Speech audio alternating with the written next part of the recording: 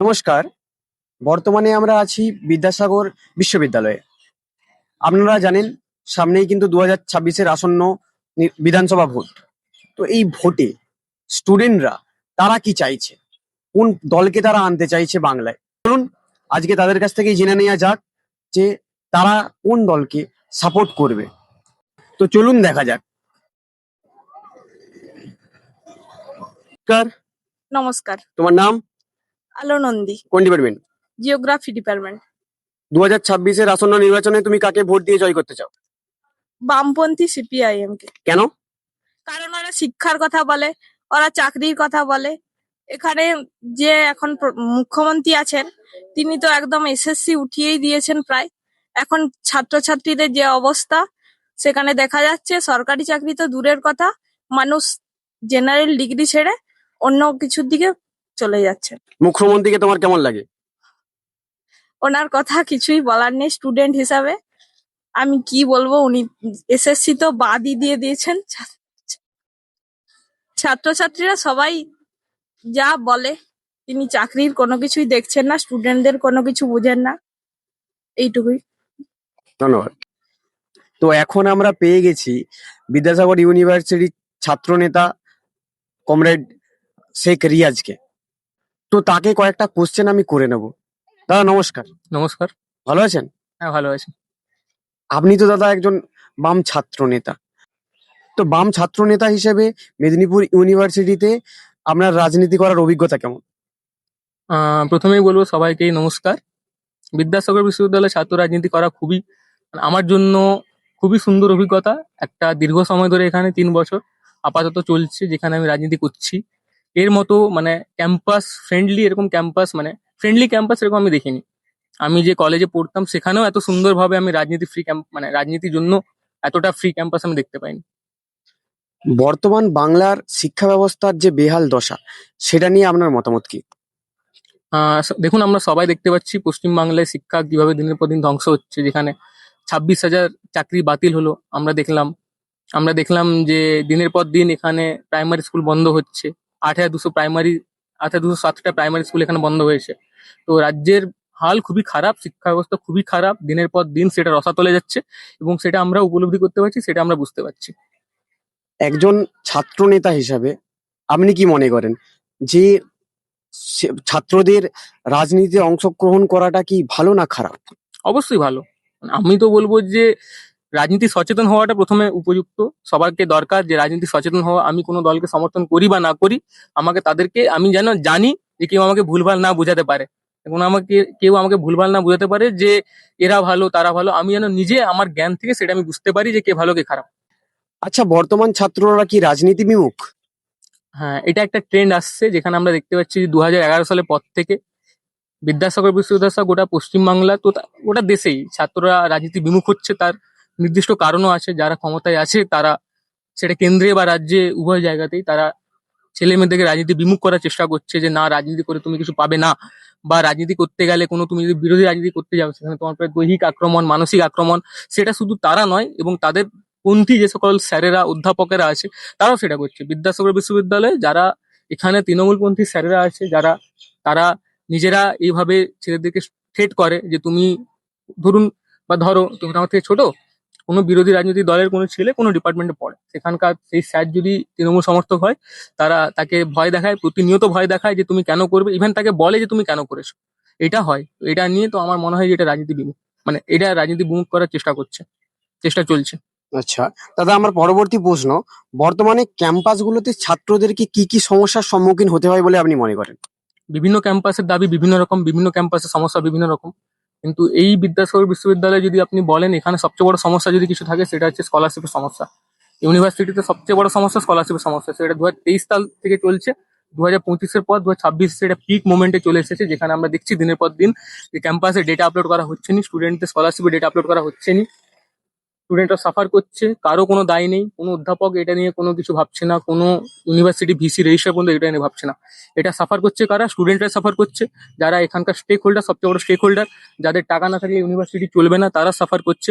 কিন্তু যাদের টাকায় আমরা এখানে এত বড় বড় গাছ, এত সরঞ্জাম, এই যে ফ্রেশার্স হচ্ছে, সব হচ্ছে, তাদের সমস্যা নিয়ে কেউ ভাবনা চিন্তা করছে না। স্কলারশিপ বললাম, স্কলারশিপ বাদ দিয়েও অনেক কিছু সমস্যা আছে। যেমন এখানে সবচেয়ে বড় স্কলারশিপ বাদ দিয়ে যদি বলি, এখানকার ক্যান্টিন, এখানে একটাই ক্যান্টিন, তাই খাবারের মান ভালো হোক বা খারাপ হোক তাদের কোনো যায় আসে না। আমরা দেখছি দিনের পর দিন এখানে খাবারের মান কমছে, খাবারের দাম বাড়ছে, তাদের কোনো হেলদোল নেই। আমরা দিনের পর দিন, আমি যে ছাত্র সংগঠন করি সেই এসএফআই এখানে লড়াই করেছে, আন্দোলন করেছে ক্যান্টিনের মান, খাবারের মান বাড়ানোর জন্য, ক্যান্টিনের খাবারের দাম কমানোর জন্য। কিন্তু যেহেতু একটা ক্যান্টিন, সবাইকে একটা ক্যান্টিনে দিনের শেষে এসে খেতে হবে, তাই তারা কোনো কিছু সেটা নিয়ে ভাবনা চিন্তা হয়, কোনো কিছু তারা ভাবেও না।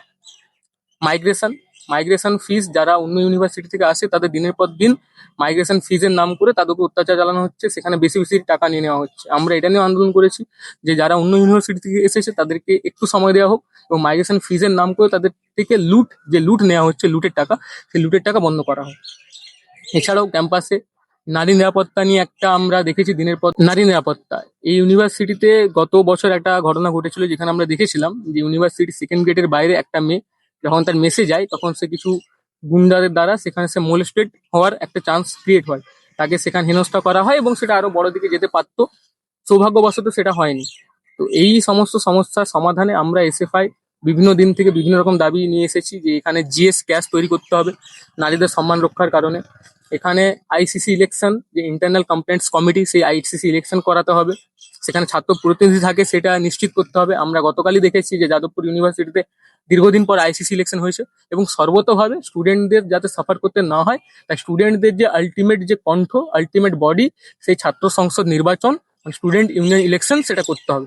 যেটা 2011 সালের পর থেকে, মমতা ব্যানার্জি আসার পর থেকে 2016 সালের পর এই বিদ্যাসাগর বিশ্ববিদ্যালয় হয়নি, এবং সেটা স্বচ্ছভাবে একদম ক্যাম্পাসে কোনো গণতন্ত্র রোধ করে কোনো কিছুই মানে সন্ত্রাসবিহীন ভাবে সেটা করতে হবে।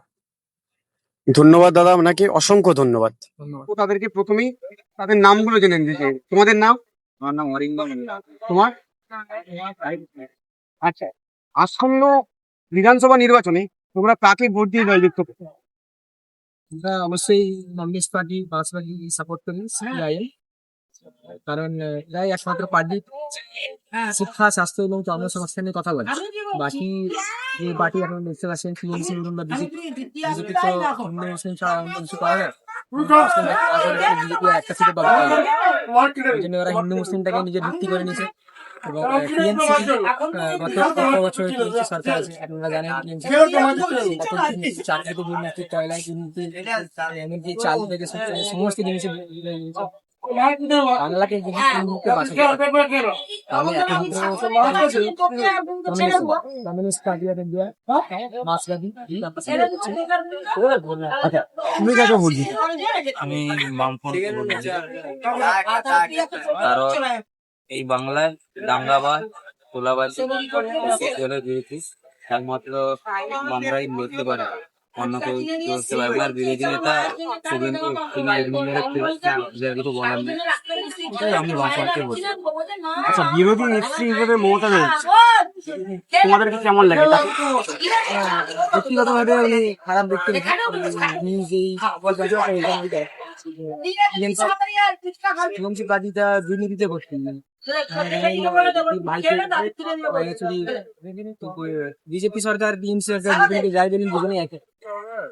যে বিজেপি টিএমসিতে ছিল সেই এখন বিজেপি শুভেন্দু অধিকারী একদম হচ্ছে আলাদা আলাদা কাণ্ডে 10,000 কোটি টাকার ঘাপলা করেছে।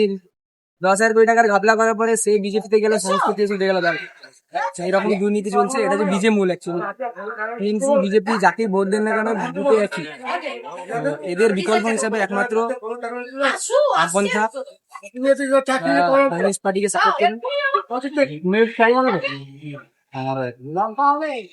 অসংখ্য ধন্যবাদ তোমাদেরকে। তো এই মুহূর্তে আমরা পেয়ে গেছি বিদ্যাসাগর বিশ্ববিদ্যালয়ের দুজন ছাত্রীকে। তো চলুন তাদের কাছ থেকে তাদের মতামত জেনে নিয়ে যাক। নমস্কার। নমস্কার। কেমন আছেন? ভালো। আসন্ন নির্বাচনে 2026-এর আসন্ন নির্বাচনে আপনি কাকে ভোট দিয়ে জয়ী করতে চান? সেটা বলা একটু ডিফিকাল্ট। আমার মনে হয় যে বামপন্থী সমর্থিত যে প্রার্থীরা আছে ওদেরকে ভোট দিয়ে মানে জয়ী করতে চাই, কারণ শিক্ষা ক্ষেত্রে ওনারাই কিছু করেছিলেন। এসএসসিটা হয়েছিল, কিন্তু এখন তো এসএসসি হচ্ছে না। আমরা পড়াশোনা করেছি এসএসসিটা পাওয়ার জন্য, করার জন্য। সে কারণে আমি চাই ওনাদেরকে ভোট দিয়ে সমর্থন করতে। মমতা ব্যানার্জিকে ভাল লাগে? খারাপও লাগে না, উনি ভালো করেন। ওনার যেটা মনে হয় উনি ওটা করেন।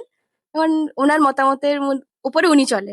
এবার ভালো খারাপ আর কি বলবো, সবাই তো বুঝতেই পারছে। ধন্যবাদ। নমস্কার, নমস্কার, আপনার নাম? সাথী মাইতি। আসন্ন নির্বাচনে আপনি কাকে ভোট দিয়ে জয়ী করতে চান? আমি সিপিএম কে ভোট দিয়ে জয়ী করতে চাই এবং নেক্সট জেনারেশন বামফ্রন্টকে দেখতে চাই। বর্তমানে বিজেপি, তৃণমূল এগুলো বাদ দিয়ে শূন্য সিপিএম কেন? সিপিএম মানুষের জন্য কথা বলে এবং তাদের হকের দাবি নিয়ে লড়ে। বর্তমানে আমরা পেয়ে গেছি বিদ্যাসাগর ইউনিভার্সিটির একজন শিক্ষাকর্মীকে। তো চলুন তার কাছে কিছু প্রশ্ন এবং সেই প্রশ্নের উত্তর জেনে নিয়ে যাক। দাদা নমস্কার, নমস্কার। আপনার নাম? আসলাম খান। আচ্ছা, আসন্ন বিধানসভা নির্বাচনে আপনি কাকে ভোট দিয়ে জয়যুক্ত করতে চান? যারা বেকারদের কর্মসংস্থানের কথা বলছে, যারা রুটি রুজির মানুষের কথা বলছে, আমি সেই লড়াই করছে মানুষের দাবি নিয়ে, মানুষের দৈনন্দিন জীবনের সমস্যা নিয়ে আমি তাদের সঙ্গেই তাদেরকেই জয়যুক্ত করতে চাই। যারা বিভাজনের রাজনীতি করছে তাদের বিরুদ্ধে আমার মত। আমরা যারা মানুষের রুজি রুটির কথা বলছে তাদের পক্ষেই আমার মত। আচ্ছা, তার মানে কি আপনি বামপন্থীদের ভোট দেওয়ার কথা বলছেন? ডেফিনেটলি যারা মানুষের সমস্যার কথা তুলে ধরছে, যারা মানুষের চাহিদা, দৈনন্দিন জীবনের যে সমস্যা তার কথা বলছে, মানুষের বিভাজনের বিরুদ্ধে বলছে, তাদের পক্ষেই যাবে। বামপন্থীদের অবশ্যই পক্ষে আমিও থাকছি। ধন্যবাদ। দাদা আপনি তো একজন শিক্ষাকর্মী, তো বর্তমান শিক্ষা ব্যবস্থার যে বেহাল অবস্থা, সেই অবস্থা নিয়ে আপনার মতামত যদি জানাতেন। শিক্ষা ব্যবস্থা টোটালি ভেঙে গিয়েছে, আর বেসরকারিকরণের দিকেই দুটো সরকারি, রাজ্য সরকার বলুন কেন্দ্রীয় সরকার বলুন, শিক্ষা ব্যবস্থাটাকে নিতে চাইছে। সরকারি শিক্ষা ব্যবস্থা প্রায় ভেঙে ফেলা হয়েছে, স্কুল বন্ধ হচ্ছে রাজ্য জুড়ে, গোটা ভারতবর্ষ জুড়েই স্কুল বন্ধ হচ্ছে।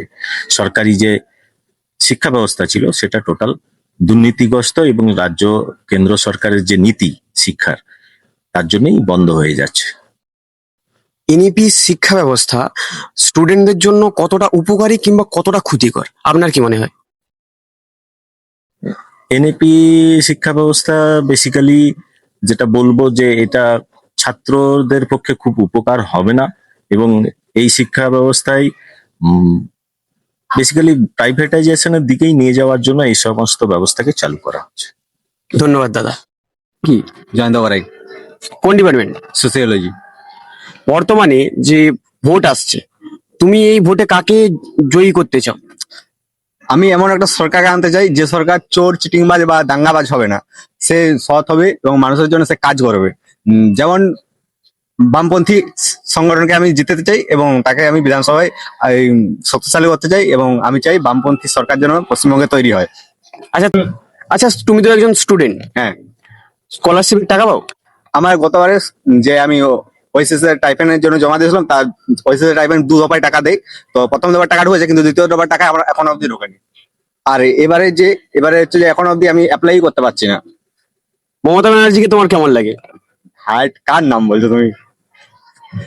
নরেন্দ্র মোদী? সেরকম একটা ভালো নয়। ধন্যবাদ। নমস্কার। আপনার নাম? আমার নাম শিবকুমার নন্দন। আসন্ন বিধানসভা নির্বাচনে আপনি কাকে ভোট দিয়ে জয়যুক্ত করতে চান? আমি কাকে ভোট দিয়ে জয়যুক্ত করতে চাইতে বড় কথা হচ্ছে কি, আমাদের যে ইস্যু সেগুলো কোনোদিন কোনো পার্লামেন্টের কোনো ভোটে সমাধান করছে না। তো এই মুহূর্তে আমাদের বিশেষ করে আমাদের মুখ্যমন্ত্রী চপ শিল্পকে বেশ প্রাধান্য দিয়েছেন, কিন্তু আমাদের ক্যাম্পাসের মধ্যে কোনো চপ দোকান নেই। হ্যাঁ, তো দেখা যাচ্ছে ক্যাম্পাসের মধ্যে মানে আমাদের মুখ্যমন্ত্রী যেটা বলছেন সেটা ক্যাম্পাসের মধ্যে সেটা পালন করা হচ্ছে না। বা আমাদের মানে একমাত্র বিদ্যাসাগর ইউনিভার্সিটি হচ্ছে একমাত্র ইউনিভার্সিটি যেখানে স্কলারদের জন্য কোনো হোস্টেল নেই। বিশ্বে মনে হয় এরকম কোনো ইউনিভার্সিটি নেই যেখানে স্কলারদের জন্য হোস্টেল। তারপরে ইনফ্রাস্ট্রাকচারের অবস্থা খুবই খারাপ, দাম এত বেশি। এই যে ভেতরে কোনো দোকান না থাকায় একটাই ক্যান্টিন, সেখানে খুব খাওয়ার দাম বেশি।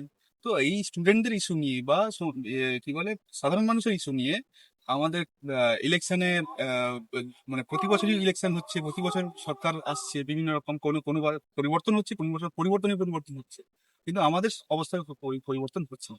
সেই জন্য ধীরে ধীরে আমরা কি বলে ভোট দিয়ে আমাদের কিছু লাভ হবে সেই আশাই হারিয়ে ফেলছি। তো এই জন্য আমি তাকে ভোট দিব না দিব সেটা ইম্পর্টেন্ট নয়। সাধারণ মানুষের যে জীবন পরিবর্তন এটা ছিল সেটা এখন হচ্ছে না, এটা হচ্ছে মেন প্রবলেম। আপনি শিক্ষার সঙ্গে জড়িত একজন ব্যক্তি, তো বর্তমানে শিক্ষা ব্যবস্থা নিয়ে আপনার মতামত কি? শিক্ষা ব্যবস্থা তো খুবই খারাপ অবস্থা এই মুহূর্তে আমাদের শিক্ষা হায়ার এডুকেশনে যেটুকু সাধারণ মানে খুবই কম পার্সেন্টেজ বা 5% 10% আমাদের ছাত্রের মধ্যে হায়ার এডুকেশনে যারা আসছে তারা হচ্ছে 5% 10%, বড় জোর 10%। এবার তারাও চাকরি বাকরি পাচ্ছে না, সেই জন্য কি হচ্ছে দেখা যাচ্ছে শিক্ষা ক্ষেত্রে বিশেষ করে ছেলেদের সংখ্যা কমে যাচ্ছে। মানে ইতিহাসে এটা প্রথমবার ঘটেছে হায়ার এডুকেশনে মেয়েদের সংখ্যা বেশি ছেলেদের থেকে। এবং এটা খুব ভালো ব্যাপার, একদিক দিয়ে ভালো, কিন্তু এটা কিছু কারণই হচ্ছে দামি। এখানে চাকরি বাকরি না থাকার জন্য ছেলেরা মানে জবের জন্য বা বিভিন্ন কারণে তারা হায়ার এডুকেশনে আসছে না। তো এটা একটা খুবই খারাপ সংকেত। আর তার থেকে বড় কথা হচ্ছে আমাদের স্কলারশিপ নেই, মানে স্কলারশিপ এমন একটা স্কলারশিপ দেওয়া হচ্ছে যেটা আজকে বাজারের দ্রব্যমূল্যের সঙ্গে থাকার আর খাওয়ার খরচের সঙ্গে সেটা পেরে উঠছে না। তো সেই জন্য আমরা দেখছি যে আমাদের উচ্চশিক্ষা, বিশেষ করে উচ্চশিক্ষা এবং নিচেও আমাদের কি বলে প্রাথমিক শিক্ষা এদের অবস্থা স্কুল একটার পর একটা মার্চ হচ্ছে। তারপরে সরকারি শিক্ষা ব্যবস্থাই এক ধরনের পিছিয়ে যাওয়া মানে সামিল হয়েছে। তো এই ব্যবস্থা আমরা দেখছি যে শিক্ষা ব্যবস্থা খুবই বর্তমান সরকার বলছে যে তারা যথেষ্ট পরিমাণে চাকরি হচ্ছে, বাংলায় যথেষ্ট পরিমাণে চাকরি হচ্ছে, ঠিক আছে, কিন্তু তা নিয়ে আপনাদের মতামত কি? আপনারা আপনারা শিক্ষার্থী আপনাদের মতামতটা কি? না, আমরা তো দেখছি আগে যেভাবে চাকরি টাকরি হতো সেটা তো এখন হচ্ছে না। হ্যাঁ, একটা দিক হচ্ছে কি যে আহ, যেটা হচ্ছে ডেলিভারি বয় বা গিগ ওয়ার্কার যারা, সেই সংখ্যা বেড়ে যাচ্ছে। সেই সংখ্যা থেকে আমরা বলতে পারি চাকরির বাড়ছে। সেটাই কি সাফিসিয়েন্ট? তাহলে তার জন্য তো হায়ার এডুকেশনের দরকার নেই। আর তার সব থেকে বড় কথা হচ্ছে গিয়ে সেই চাকরি করার জন্য যেখানে কোনো সিকিউরিটি নেই, যেখানে কি বলে এতই কম বেতন যে সেখানে কাজ করতে 12 ঘন্টা কাজ করেও একজন তার জীবন চালাতে পারে না, সেটাকে কি আমরা কাজ বলবো? বা কাজ হয়তো সংখ্যাই বাড়ছে, কিন্তু সেই সংখ্যা কি মানুষের জীবন বাঁচার জন্য সাফিসিয়েন্ট? ধন্যবাদ দাদা, আপনাকে অনেক অনেক ধন্যবাদ। নমস্কার, তোমার নাম? আমার নাম সুপর্ণা পয়রা। আসন্ন বিধানসভা নির্বাচনে তুমি কাকে ভোট দেবে? ভোট, আমার তো ভোটার কার্ডই নেই। নমস্কার। নমস্কার। দাদা, আপনি এই আসন্ন বিধানসভার ভোটে আপনি কাকে ভোট দিয়ে জয়ী করতে চান? লিটারেলি বলতে গেলে আমি কাউকে ভোট দিয়ে জিতাতে চাই না, কারণ সবগুলোই একই রকম, সব কারোর উপর আর ভরসা নেই। এই ব্যাস এইটুকুই। নমস্কার। নমস্কার, তোমার নাম? দেবপ্রিয়া দণ্ডপাট। আসন্ন বিধানসভা নির্বাচনে তুমি কাকে ভোট দিয়ে জয়যুক্ত করতে চাও? কাউকে ভোট দেবো না। কেন? কেউ ভালো নয়, সব ফালতু। আসন্ন বিধানসভা নির্বাচনে আপনি কাকে ভোট দিয়ে জয়যুক্ত করতে চান? আমি সিপিএম কেই ভোট দিয়ে জয়যুক্ত করতে চাই। কেন?